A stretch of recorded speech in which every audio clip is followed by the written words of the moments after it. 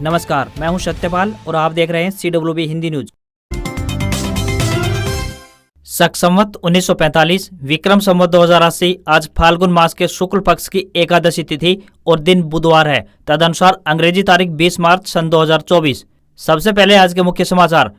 राष्ट्रीय स्वास्थ्य मिशन के तहत निकली ड्राइवर के पदों पर भर्ती, 10वीं पास करने आवेदन, बताएंगे पूरी अपडेट।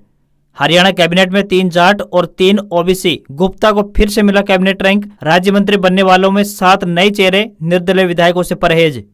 हरियाणा में नहीं रुकेगी भर्ती प्रक्रिया, आचार संहिता लगने के बाद भी जारी हो सकेंगे रिजल्ट। हरियाणा की मंडियों में सरसों किसान घाटा झेलने को मजबूर, बताएंगे सरसों का ताजा भाव। हरियाणा में बंद नहीं होंगे JBT और DLED कोर्स, 1.5 साल पहले लिए सरकार के फैसले को हाईकोर्ट ने किया रद्द। हरियाणा के युवाओं को ग्रुप C और ग्रुप D की भर्तियों में सोशियो इकोनॉमिक के अंकों को लेकर नहीं हो पाई सुनवाई, फिर से मिली नई तारीख, बताएंगे पूरी अपडेट।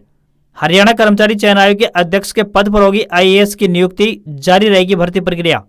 सरकारी नौकरी अपडेट। BSF में कांस्टेबल सहित अन्य पदों पर निकली भर्ती, 10वीं पास को मौका, सैलरी 80,000 से ज्यादा। चरखी दादरी में किसानों का धरना स्थगित, आचार संहिता के चलते लिया गया फैसला, नई सरकार का रवैया देख फिर करेंगे आंदोलन। होली के कारण लगातार 3 दिन बंद रहेंगे बैंक, मार्च के आखिरी 10 दिनों में अलग अलग जगहों पर 8 दिन बैंकों में कामकाज नहीं होगा। और पतंजलि विज्ञापन केस में सुप्रीम कोर्ट बोला, रामदेव हाजिर हो, जवाब नहीं दिया तो पूछा अवमानना केस क्यों न चलाया जाए। और अब खबरें विस्तार से।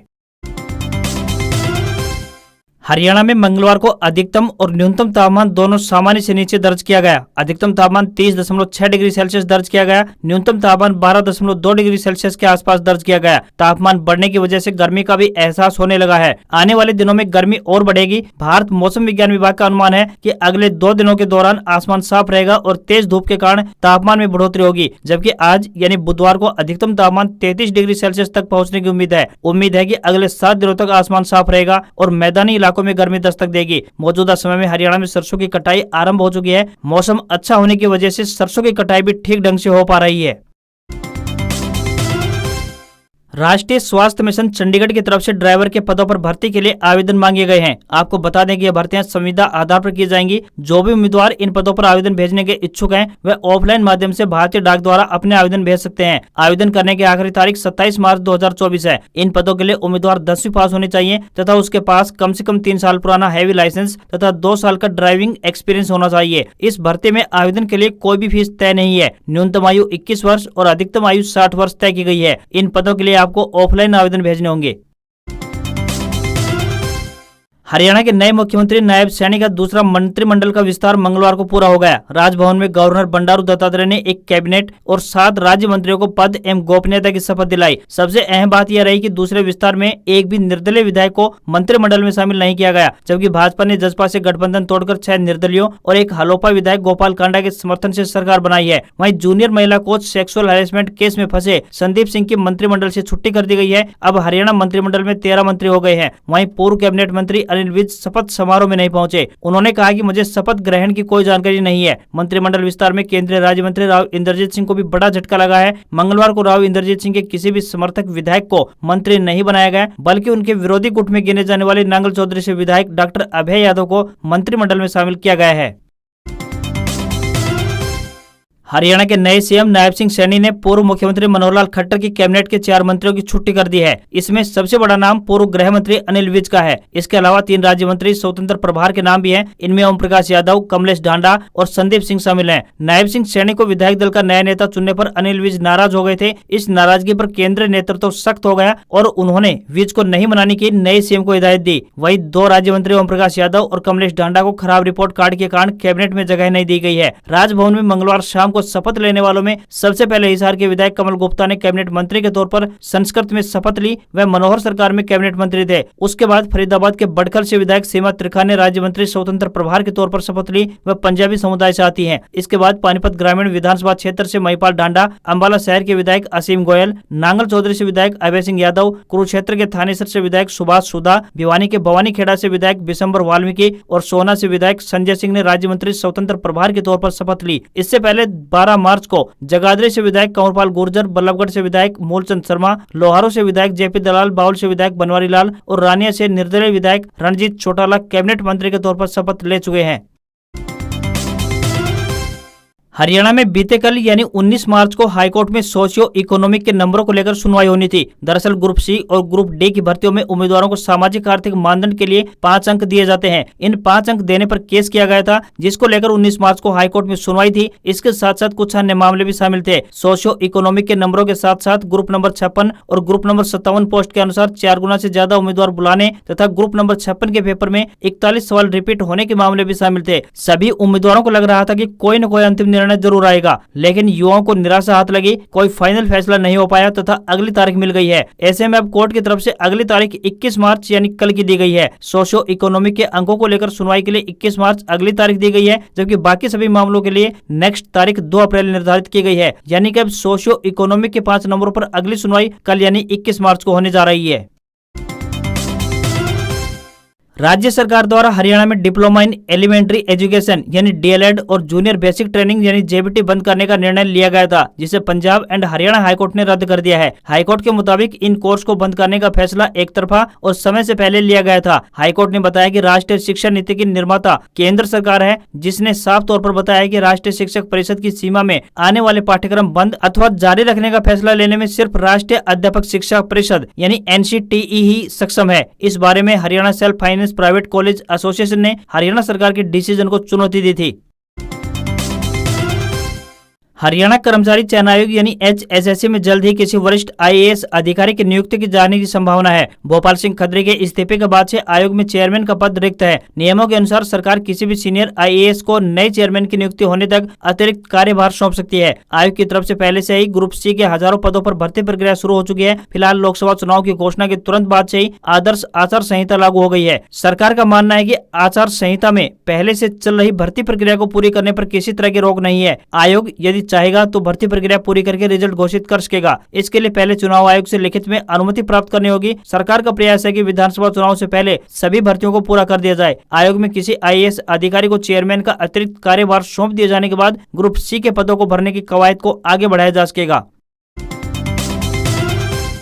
हरियाणा की मंडियों में सरसों फसल की आवक शुरू हो चुकी है। हालांकि सरसों की सरकारी खरीद 28 मार्च से शुरू होगी, लेकिन अगेती फसल को लेकर किसान मंडियों में आना शुरू हो चुके हैं। वहीं अब MSP पर खरीद को लेकर काफी समय बाकी है, तो किसान औने पौने दामों पर अपनी फसल बेचने को मजबूर हो रहे हैं। किसान प्राइवेट व्यापारियों और मिल मालिकों को अपनी फसल बेचने को मजबूर है। इससे उसको सरकार द्वारा तय न्यूनतम समर्थन मूल्य या यूं कहें कि MSP 5650 रुपए प्रति क्विंटल नहीं मिल पा रहा है। खुली बोली पर सरसों 4800 यानी 4800 रुपए से लेकर 5100 प्रति क्विंटल बिक रही है। किसानों ने बताया कि प्रति क्विंटल 550 रुपए से लेकर 700 या 750 रुपए प्रति क्विंटल तक का आर्थिक नुकसान झेलना पड़ रहा है। सरकारी खरीद शुरू नहीं हुई है और न ही भावांतर योजना में इसके नुकसान की भरपाई होने की अभी तक कोई सूचना मिली है। चौधरी चरण सिंह हरियाणा कृषि विश्वविद्यालय हिसार में 2 दिवसीय कृषि मेले का आयोजन किया गया। इस मेले में गेहूं की एक नई किस्म 1270 की सबसे अधिक मांग बनी रही, क्योंकि किसानों की सबसे ज्यादा भीड़ इसी स्टॉल पर देखने को मिली। कृषि वैज्ञानिकों का कहना है कि WH 1270, 303 तथा 187 नंबर गेहूं की किस्में 90 मन प्रति एकड़ तक की पैदावार वाली वैरायटी है। प्रोफेसर BR काम्बोज ने सरसों की रोग प्रतिरोधी व पाले के प्रति सहनशील किस्म RH 725 गेहूं की अधिक उत्पादन वाली WH 1270 का जिक्र भी किया। इसके अलावा खरीफ फसलों में चारे वाली ज्वार की बम्पर पैदावार के लिए CSV 53F व HJ 1514, बाजरे की जिंक व लो तत्वों से भरपूर बायो फोर्टिफाइड किस्म HHB 299 व HHB 311 एवं मूंग की MH 421 के बारे में भी जानकारी दी। उन्होंने बताया कि खेती में ड्रोन तकनीक का अब अधिक महत्व तेजी से बढ़ रहा है। लोकसभा चुनाव का ऐलान हो चुका है, जिसके चलते आचार संहिता लग चुकी है। हालांकि हरियाणा सरकार उन युवाओं को निराश नहीं होने देगी जिन्हें अपने विभिन्न प्रतियोगी परीक्षाओं में भर्तियों के रिजल्ट की प्रतीक्षा है। ऐसे में रुके हुए रिजल्ट को प्रेषित कराने की प्रक्रिया को पूरी कराने के लिए प्रदेश सरकार ने बीच का रास्ता निकाल लिया है। हरियाणा कर्मचारी चयन आयोग यानी HSSC में ऐसे सीनियर प्रशासनिक अधिकारी को नियुक्त किया जाने वाला है जो भर्तियों के रुके हुए रिजल्ट जारी कराने में सहयोग करेंगे। इसके लिए हरियाणा कर्मचारी चयन आयोग और मुख्य सचिव कार्यालय में संवाद किया जाएगा। इसके बाद निर्वाचन विभाग की अनुमति से परिणाम जारी हो सकेंगे। हरियाणा के मुख्य निर्वाचन अधिकारी अनुराग अग्रवाल ने भी सरकार की इस व्यवस्था पर हामी भर दी है। लोकसभा चुनाव को लेकर भिवानी प्रशासन अलर्ट मोड पर आ चुका है। भिवानी डीसी व एसपी ने संयुक्त प्रेस वार्ता कर बताया कि जिले में 2700 सुरक्षा जवानों की निगरानी में निष्पक्ष मतदान संपन्न कराया जाएगा। हर नेता व अपराधी पर पैनी नजर बनी रहेगी। भिवानी के डीसी और जिला निर्वाचन अधिकारी नरेश नरवाल ने नामांकन प्रक्रिया से मतगणना तक की जानकारी देते हुए बताया कि नामांकन के अंतिम दिन से 10 दिन पहले तक नए वोट बनवाए जा सकते हैं। आदर्श आचार संहिता के दौरान पहले से शुरू विकास कार्य जारी रहेंगे और फसलों की खरीद तय समय पर सुचारू रूप से होगी। उन्होंने बताया कि 85 वर्ष या फिर इससे अधिक उम्र की आयु और दिव्यांगजन मतदाताओं के लिए विशेष सुविधाएं दी जाएंगी। किसी भी पार्टी के उम्मीदवार या अन्य नेताओं के हेड स्पेस या खर्च पर निगरानी व उसके तुरंत बाद कानूनी कार्रवाई को लेकर वीडियोग्राफी भी की जाएगी। भिवानी से सटे राजस्थान बॉर्डर पर होने वाली हर गतिविधि पर पैनी नजर बनी रहेगी। हरियाणा की खाप पंचायतें जहां किसानों की मांगों को लेकर एसकेएम सहित किसान संगठनों को एकजुट करने की कोशिश में है, वहीं चरखी दादरे में किसानों के धरने पर स्पष्ट कर दिया है कि पुरानी सरकार पर उनको भरोसा नहीं है। ऐसे में अब किसानों के पक्के मोर्चे को आचार संहिता के चलते स्थगित करने का निर्णय लिया गया है। सर्व खाप पंचायतों ने निर्णय लिया है कि नई सरकार का रवैया देखेंगे और किसानों की मांगों को पूरा नहीं किया तो दोबारा से आर पार की लड़ाई करेंगे। इसके अलावा भाजपा को वोट नहीं देने व मांगे पूरी नहीं करने पर सरकार के खिलाफ निंदा प्रस्ताव पारित किया गया। बता दें कि चरखी दादरे में दिल्ली रोड पर 152 डी के समीप किसान आंदोलन पार्ट 2 के तहत खापों की अगुवाई में पक्का मोर्चा शुरू किया गया था। मंगलवार को धरने पर दादरी सहित दूसरे जिलों के खाप प्रतिनिधि पहुंचे और महापंचायत करते हुए कई अहम निर्णयों पर मोहर लगाई। पंचायत में कंडेला खाप प्रधान ओम प्रकाश द्वारा सर्व खापों के फैसलों की जानकारी दी गई। कहा गया है कि चुनाव में किसान भाजपा को वोट नहीं देंगे, इस बार सरकार से धोखा नहीं खाएंगे और आर पार की लड़ाई के लिए भी तैयार रहेंगे।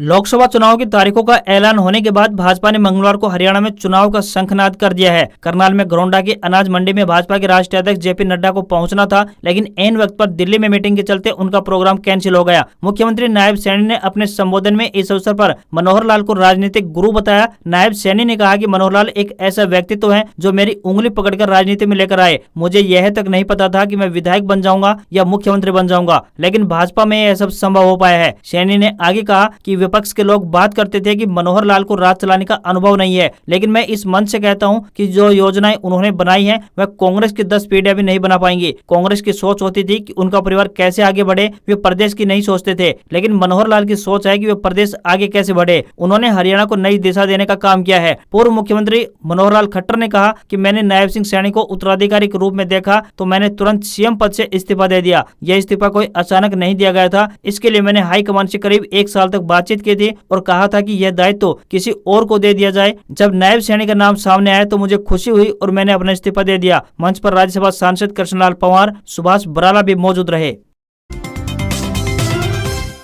देश में इस बार होली सोमवार 25 मार्च 2024 को मनाई जाएगी। इस पर्व पर देश के ज्यादातर राज्यों में बैंक बंद रहेंगे। इसके साथ ही चौथे शनिवार के कारण 23 मार्च और 24 मार्च को रविवार के कारण बैंकों में कामकाज नहीं होगा। यानी इस महीने 23 से 25 मार्च तक लगातार 3 दिन बैंक बंद रहने वाले हैं। वहीं 29 मार्च को गुड फ्राइडे पर भी बैंक बंद रहेंगे। मार्च के आखिरी 10 दिनों की बात की जाए यानी 22 से लेकर 31 मार्च तक तो अलग अलग जगहों पर कुल मिलाकर 8 दिन बैंक बंद रहने वाले हैं। आप बैंकों की छुट्टी के बावजूद ऑनलाइन बैंकिंग और एटीएम के जरिए पैसे का लेनदेन या फिर अन्य काम कर सकते हैं। इन सुविधाओं पर बैंकों की छुट्टियों का कोई असर नहीं पड़ने वाला है। होली के चलते शेयर बाजार में भी लगातार 3 दिन कारोबार नहीं होगा। ये शनिवार के कारण 23 मार्च और 24 मार्च को रविवार के कारण बंद रहेंगे। वहीं 25 मार्च को होली पर भी इसमें कारोबार नहीं होगा। 29 मार्च को गुड फ्राइडे पर भी शेयर बाजार बंद रहने वाला है।